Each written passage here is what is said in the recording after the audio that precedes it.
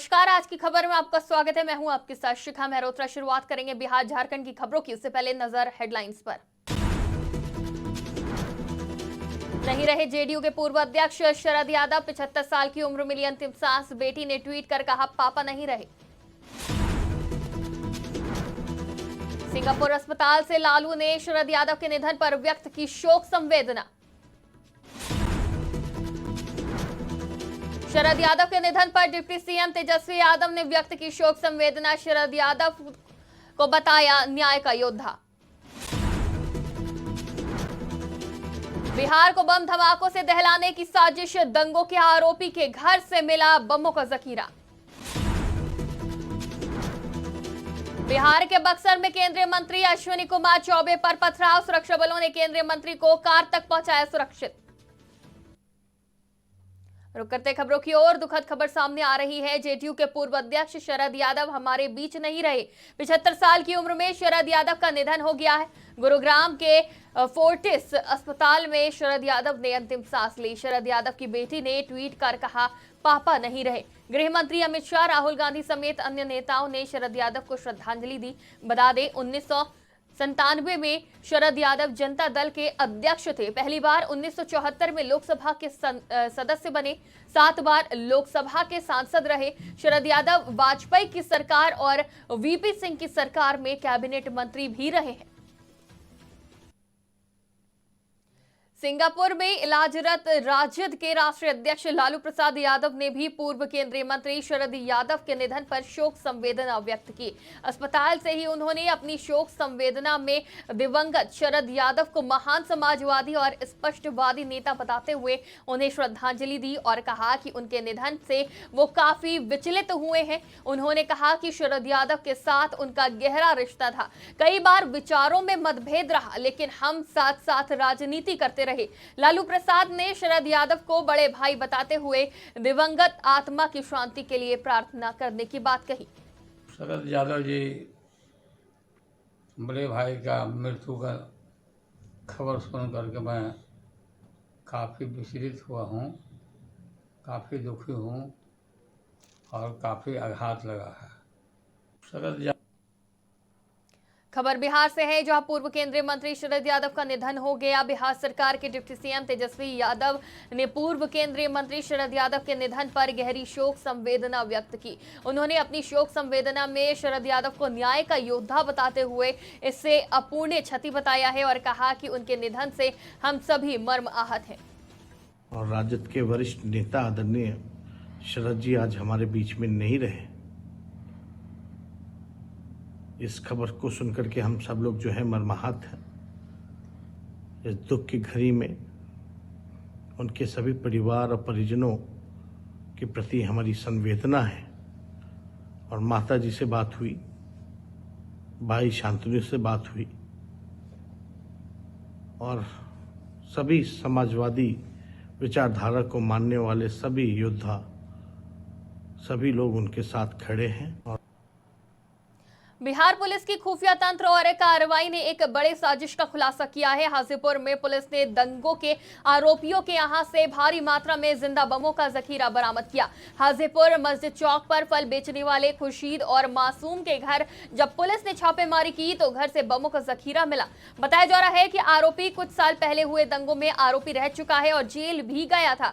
Police ने बरामद बमों को डिफ्यूज कर जब्त कर लिया है और पकड़े गए आरोपियों से पूछताछ की जा रही है।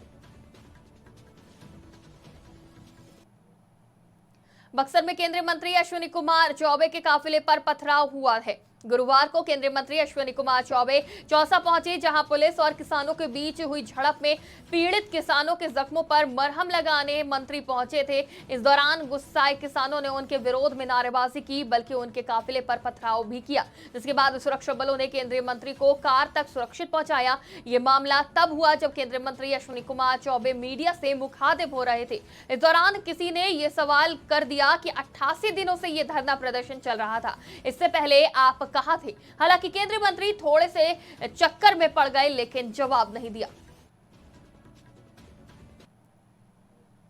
खबर बेतिया से है, जहां दो पक्षों के लोगों के बीच जमकर बवाल हुआ। बात से शुरू हुआ विवाद देखते ही देखते हिंसक हो गया और पत्थरबाजी होने लगी, जिसके कारण घंटों शहर का कालीबाग मोहल्ला अशांत रहा। घटना नगर के कालीबाग मोहल्ले की है, जहां नया बाजार और कालीबाग मंदिर के बीच में सड़क पर संग्राम देखने को मिला।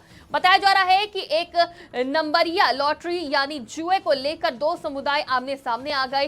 खेल में गाली गलौज होते होते पत्थरबाजी शुरू हो गई। घटना की सूचना पर पहुंची नगर थाना की पुलिस पहले तो पत्थरबाजी देखकर बेरंग लौट गई, लेकिन बाद में 4 थाना पुलिस और अतिरिक्त बल के साथ पहुंची पुलिस ने हालात को नियंत्रण में लिया। फिलहाल स्थिति नियंत्रण में है, लेकिन घटना को लेकर इलाके में तनाव है। वाहन पार्किंग को लेके दो लड़कों के बीच एक विवाद हुआ था।